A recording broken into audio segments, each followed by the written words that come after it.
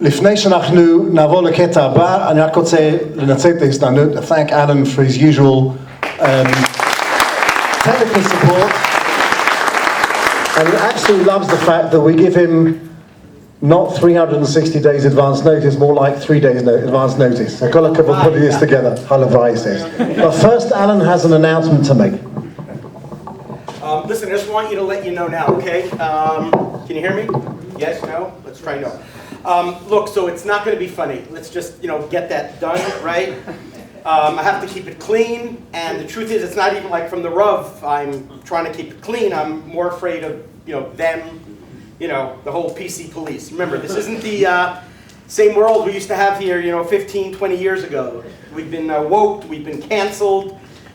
Nothing risky anymore. YouTube blocked many of our old spiels, the blackface ones. The one we did together with Harvey Weinstein. The time I slapped Jake up when he was MC, he made fun of Judy, so had a lot of trouble. We almost had the cultural appropriation of runners. We took their culture, we asked, did we really have to give Avi Davidowitz, who's not actually a runner, the lead role of being a runner? Right? He may have looked exactly like the runner. He acted the part perfectly. He bled just when he had to be, just like they did. But they said, no, we should be able to find at least one indigenous runner in our neighborhood. So I'm sorry. We also found out it's really not going to be funny. We can't make fun of Haredim anymore. In fact, we can't even call them Haredim, that's not allowed. You have to call them either Zionistically challenged, work ethic handicapped, militarily triggered. So I want to apologize for my skit. Ralph, none of this counted. This was just an announcement. This skit hasn't started. Now listen, I don't know if it's the reason that everybody else wasn't funny. I just know that this is for mine. Maybe they followed the same rules. Okay. So. Ralph, can you introduce me? Because that really wasn't my act yet.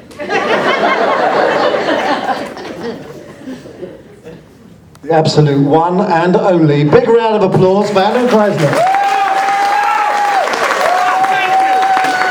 Thank you very much. Right, so we're good now. Okay, so, I was just thinking, you think maybe drinking on Purim just came around because, people had to get rid of their booze, so they just, made up this rule that you have to drink, and then they just added in, this Haman and Mordechai stuff after. But I promised it really wasn't going to be funny.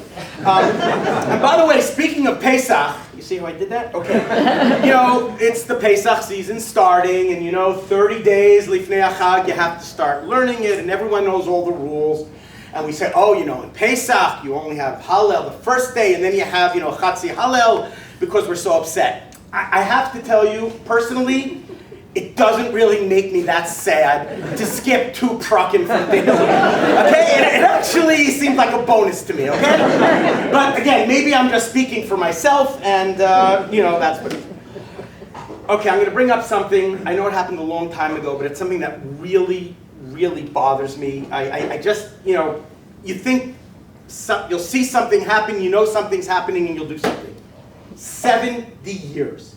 70 years. No one noticed. No one said a single thing. Nobody saw him. My kids weren't playing ball. They weren't mowing the grass. 70 years, Choni Ma'agel, sitting there. And people are walking by. No one notices. Oh, the guy's there, right? Right? No one saw him. Did he ever get a Shabbos invitation? No, he's just sleeping there. A blanket? And remember, this isn't just like, strangers, I don't know him. It's his own family. He meets someone. Who are you? I'm your grandson. Really? You're my grandson. You ever notice that there was no funeral or anything like that? It's just really upset, It's, I'm sorry, I just get angry. Okay, now I'd like to do a few Nofei Aviv impressions. Okay, we're going to do a group first. I'm going to do them without sound. Then we'll repeat them with sound, okay? These are very subtle. They may look the same, but there's very subtle differences in each of them. Okay, number 1.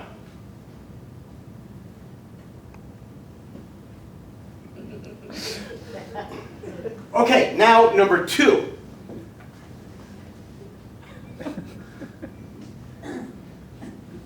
Okay.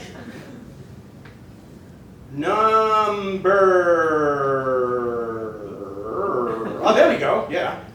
Number 3. 3, okay? And number 4, very, very subtle. Okay. We got 4 of them. Hope everyone understood them all. Okay, now I'm just going to add in some of these sound, okay? So the first one, very important, I call this the Jerry Morgenstern, okay? The Jerry Morgenstern is when you're asked to just start davening and someone else will pick up at Yishtabach, okay? 7:30 minyan every day. He gets suckered into it, right? Valu Moshim Behar Zion Lishvat et Haresav, and he's stuck there. Fine. The next one is slightly different, right? You know, sometimes people are supposed to get there on time, but they don't always get there, right? V'chol ha'chaim yaducha sela v'yalu et shimcha be'emet ha'kel yeshuatenu. This is called the waiting because there is a Kohen, but he just woke up now, so I have to stall. Now the third one really comes more from baseball. It's checking the coach. I'm the coach here, the Chazin's there. He looks at me, start Chazar the shots. I give a look here, give a look there, check, count, and then I give him the okay. Okay, very important, very subtle one, we have to do it. The last one is really crucial, and it happens all the time, okay? That's this, okay? End of davening. Oseh shalom bimramav, yaseh shalom, amen. Baruch Hu, okay. Very, very deep scientific thing of, you know, who does the Baruch Hu. It's a real science thing. By the way, there will be more Nofei Aviv impressions afterwards. Okay, I guess I've been honest about some of my, not full participation in all the prayers, but I got to be honest. I have never in my life said Barchi Nafshi after Mincha and Shabbos. Also, I have never said Karbanot and actually said the Karban for Rosh Chodesh. Okay? Why are Sidurim so strict?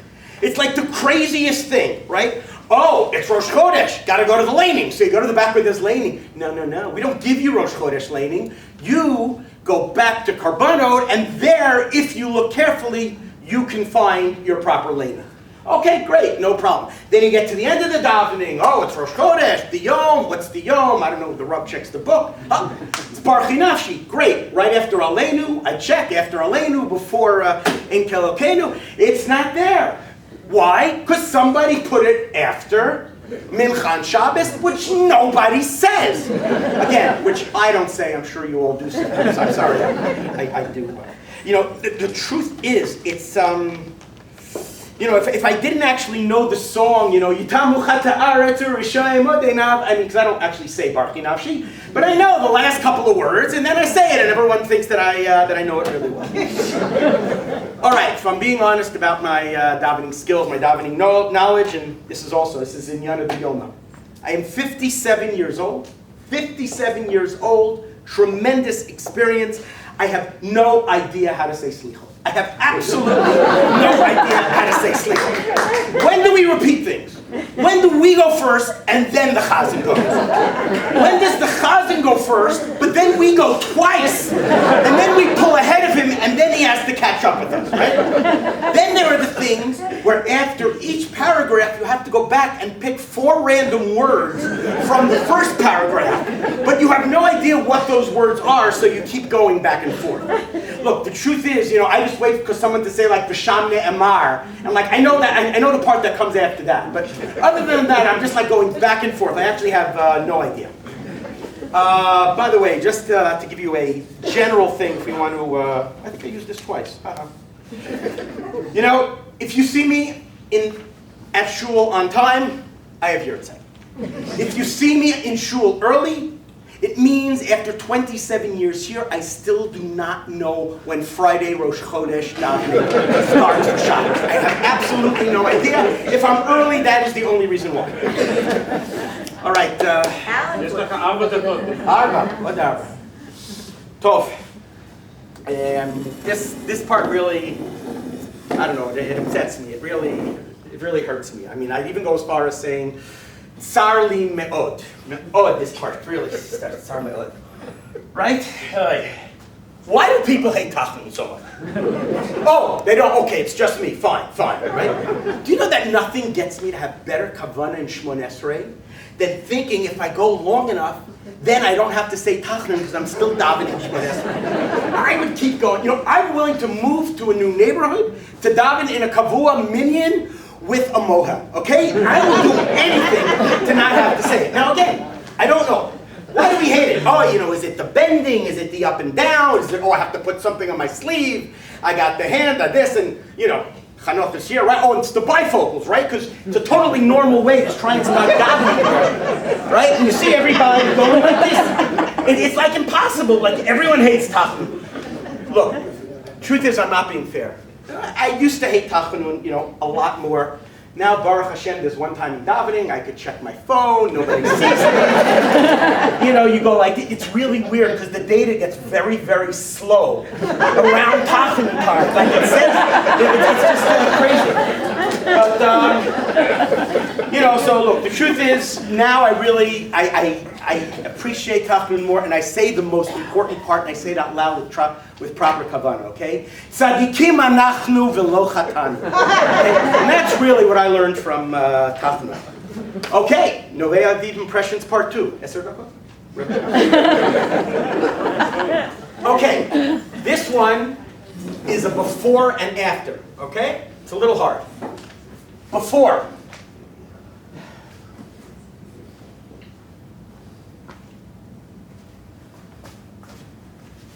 After. Okay. Before COVID, David Eisen, only Kohen in the shul. Now, all of a sudden, 5-10 new people who claim to be Kohanim. They have no idea. They come to shul. David's like, he's given up, you know.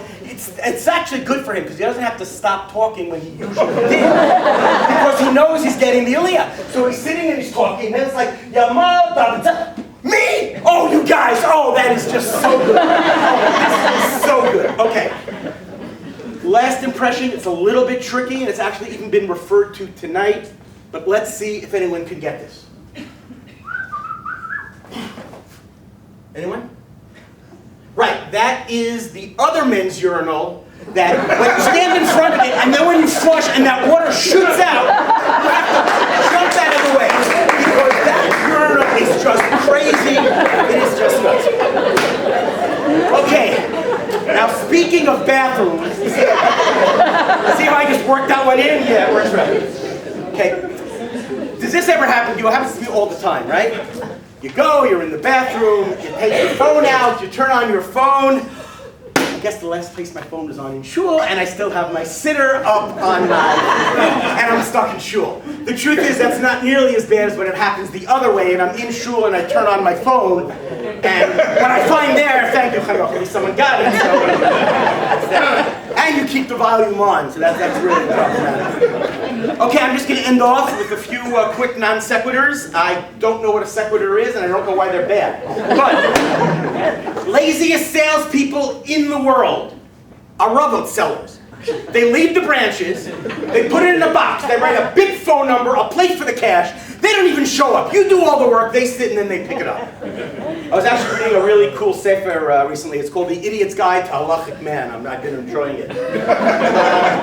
You know, you can tell if you're at one of these very, very young, lively, quite frum shuls, where what happens is during laning, like when we have the cholim, what they do is they say, okay, we're going to do the Isha Yoledet, and then I'll just stop, and everyone should just put in their name to themselves and say it so we can just save a little time. So, is it inappropriate if a relative dies in chul and you ask someone if they could buy you an iPhone and just kind of like, you know, put it in an arrow? I mean, is that okay? I don't know, what the policy is on that.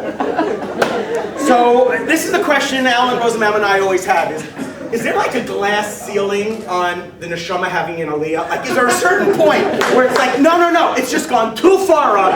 You can't go. You've hit the maximum, you know, because there have to be some rules. You can have guys way out of there. You know, the oxygen's not good. Okay, so the laziest sell people I said are the Arabo sellers. Let's say you want to go into the most frum business in the world to make sure everything's good. Obvious, there is one field to go into. Toilet paper. These are the frummest companies I've ever seen. Everyone, Mifal Shomer Shabbat, right? They have no chadash. They're more medakdek on their Ola, on their Arla, Tevel, and Shviyat than a fruit store. You ever read the bag? It's like the frummest place. You know, so I was thinking a little about Bali Tshuva. Now, if someone's about Tshuva and like they become Haredi, like do they have to learn how to be afraid of dogs? Like I don't know. And lastly, aren't Jawas from Star Wars really just the Altazachen guys? I mean, it's really the same thing. I know, a little nerdy, but that's how we'll end it off. We have just seen the world premiere of the Alan Krasna one-man show. Big round of applause. Okay, we're nearly at the end. We haven't heard from Shimon and the Rav for a while. Right, Alan?